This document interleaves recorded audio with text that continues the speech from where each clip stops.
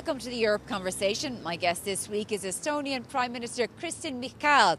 Estonia is one of the biggest spenders on defence in the whole of NATO. He says everyone must increase their expenditure because, as he tells me, Putin needs war to stay in power.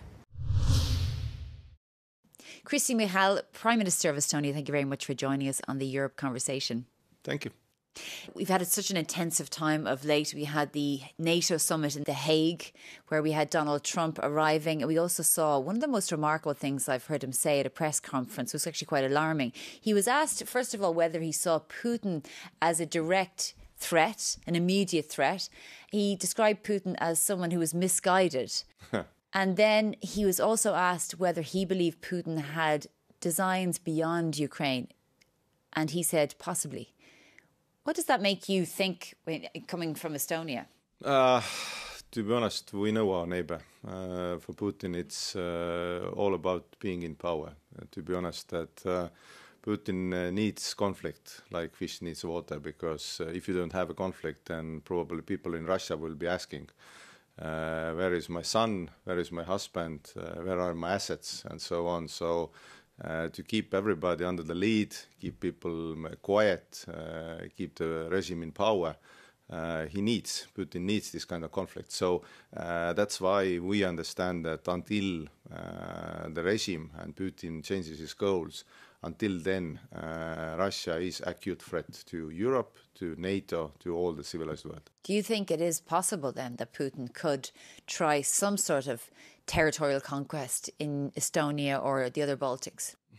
I would say that we should not be afraid of it, because we are prepared. That is a Finnish saying, I'm quoting it often, that next year Estonia will have defense expenditure 5.4% of GDP. Last year we were in top 3 of NATO per GDP. So I would say that we are getting prepared, and as a member of European Union and as a member of NATO, which recently, a few days ago, committed to increasing defense expenditure, I would say that we feel strong with NATO and with European Union. Because there was Donald Trump on his way over on Air Force One when he came to that summit in The Hague, casting doubt over Article 5, saying he'd explain more when he got there. Now, when he arrived, he did give assurances that America was committed to Article 5, but there's always a sort of a haze around it, and there's a question as to whether in the moment, if there was some sort of territorial conquest by Putin, whether the United States and NATO as a whole would vote to trigger Article 5. I would say that Trump's message in that room was quite clear, and also the same in the press conference afterwards. He said that seeing that everybody agreed not to please him, but just to increase the NATO's capability and also NATO's lethality, agreed to increase defense expenditure. And to be honest, going from 2% recommended level to 3.5 plus 1.5 is a huge step for everybody, to be frank. And as he saw that and said that his message is also that he's committed, as long as he's in office, the States is committed to NATO, and that's quite a clear message to NATO members that the United States is committed to NATO. When you look at Estonia, obviously you're top of the league when it comes to GDP spending on defence, over 5%, and probably that will go beyond that in the coming years. But then there are countries like Spain, for example, who say that's a problem for them, Slovakia as well. What do you say to those countries? I will say that it's not only the questions of kilometers, how far you are from Russia. It's also about recognizing that Europe works as a team, and NATO also, because NATO is only the strongest alliance because everybody contributes and everybody has certain capabilities to support each other, because though Estonia is small, but as you said, our defense expenditure will be more than 5% in GDP in military terms, not even the wide terms. It probably will be even more. So we can contribute in certain capabilities that others don't have. I know that other Baltics, other Nordic countries are increasing their defense expenditure. So as we protect the eastern flank, we expect our allies in other parts of the world to do the same. So, I mean, what's your reaction, I suppose, to the likes of Pedro Sanchez? I mean, do you feel a little bit let down? I would say that my expectations probably are, yes, that as I know that every country has their own questions, let's say, in domestic politics.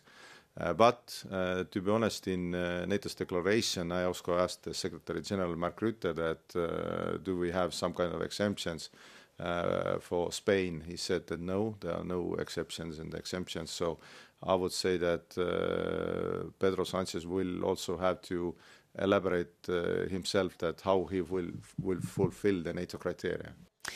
Are you worried about any sort of malaise occurring within Europe, within NATO, those countries that from a demographic point of view, that people will say, well, hold on a minute, I don't want to see all this money going towards Ukraine and defence. I want to see more investment in education, social healthcare, housing.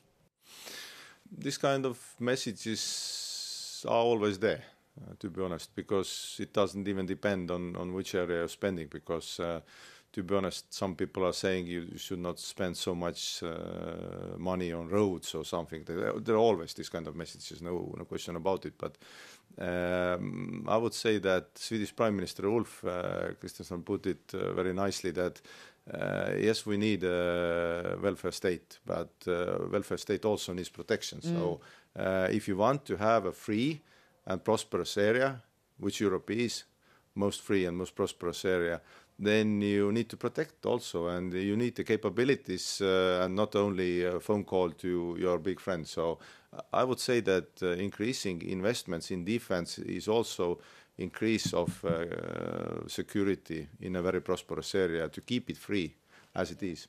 I mean, how do you explain that to your voters when they see the defence industry making an absolute killing? I mean, they're endless profits when people can't afford various things, various basic things, and they don't see an end to all of this. I mean, how do you speak to your voters about it? And also, what does Estonia do? Do you cut spending? Are you borrowing? Yeah, we do both. We cut spending, we are borrowing, and we also raise taxes. To be honest, this not everything in that order are not very so popular in Estonia, to be honest. But where would it be? So nobody likes the taxes and nobody likes the cuts in public budget. But you have to do what you have to do to increase defense spending. But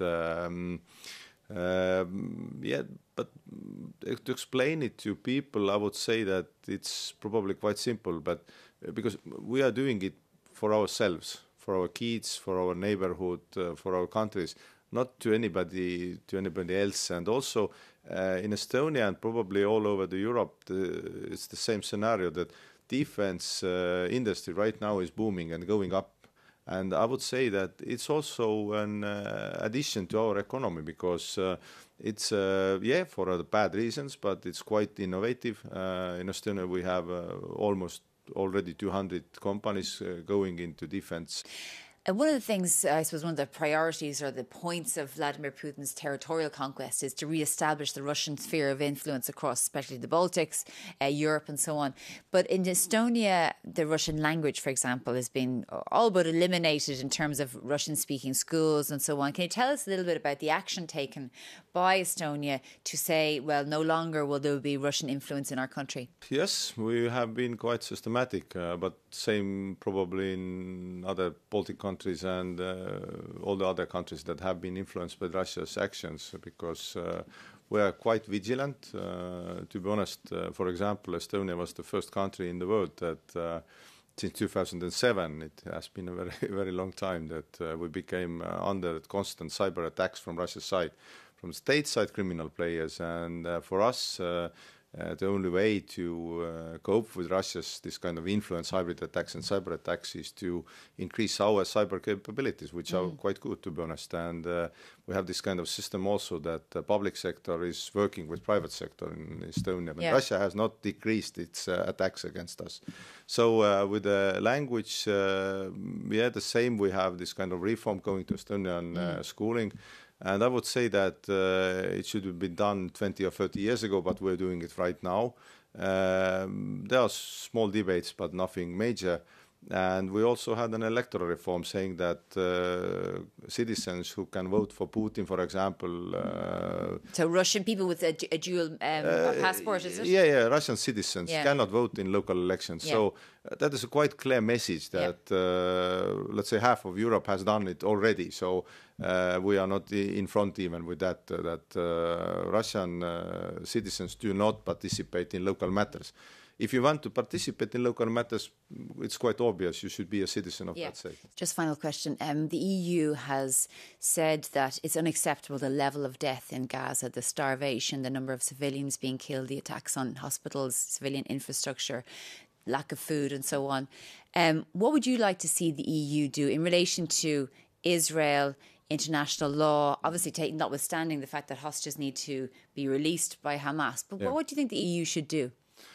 The High Representative presented a review with the Israel compliance, and we also delegated her this question that she will have a set of possible means for the next meeting that will be the European steps, because it was also a very emotional debate, as you said, that everybody wants to have a peaceful and diplomatic solution. But what do you think the EU should do? I mean, it's, as we've seen, the language is pretty extreme, a graveyard for children and so on. What do you think the EU should actually do about it? What the EU is doing and probably will do is trying to use its influence on Israel as much as possible to achieve diplomatic results and to achieve peace.